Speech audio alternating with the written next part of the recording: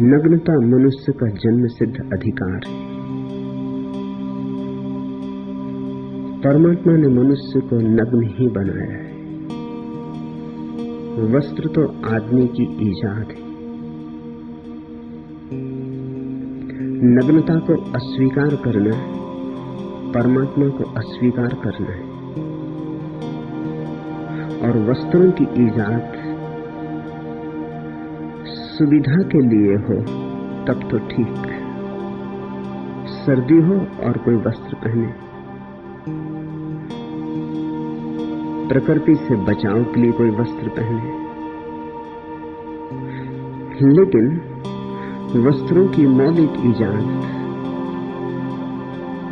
प्रकृति से बचने के लिए नहीं, अपने को छिपाने के लिए। वस्त्रों के पीछे पाखंड है। इसलिए जब भी कोई नग्न खड़ा होगा तो तुम्हारे पाखंड को चोट लगती। महावीर नग्न हुए, बहुत विरोध हुआ। उससे भी ज्यादा विरोध हुआ जब लल्ला कश्मीर की फकीर स्त्री नग्न हुई। मगर ये इक्के दुक्के लोग थे, हमने किसी तरह सह लिया। मेरी दृष्टि में नग्नता सहज स्वाभाविक होनी चाहिए, और जब भी सुविधा हो व्यक्तियों को नग्न होने का नैसर्गिक अधिकार होना चाहिए। वस्त्र छिपाते और छिपाने में ही सारी पोर्नोग्राफी, छिपाने में ही अश्लीलता है। आदिवासियों में कोई अश्लीलता न मिलेगी क्योंकि वे नग्न हैं। जितना छिपाओगे उतनी अश्लीलता मिलेगी, क्योंकि जितना छिपाओगे उतना दूसरों के मन में कल्पना को जन्म मिलता है कि पता नहीं जो छिपाया गया है कितना रसपूर्ण होगा। छिपाने से रस पैदा होता है, विकृति पैदा होती। जिस चीज को भी हम छिपा लेते उसे देखने की आतुरता पैदा होती। बुर्का डालकर, घूंघट डालकर एक स्त्री रास्ते से निकलती, लोग झुक झुक के देखने लगते। वही स्त्री बिना बुर्का डाले निकलती, कोई उसके चेहरे पर ध्यान नहीं देता। स्त्री की तो छोड़ दो, तुम किसी पुरुष को बुर्का पहना के निकाल दो रास्ते से और लोग आतुर हो जाएंगे और पीछे चलने लगेंगे।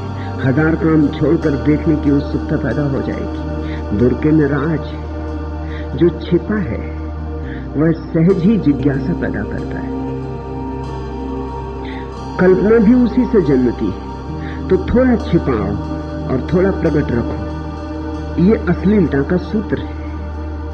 जरा सा प्रकट करो और जरा सा छिपाए रहो, तो जो प्रकट है वह छुपा है, उसके संबंध में जिज्ञासा को जन्माता रहेगा।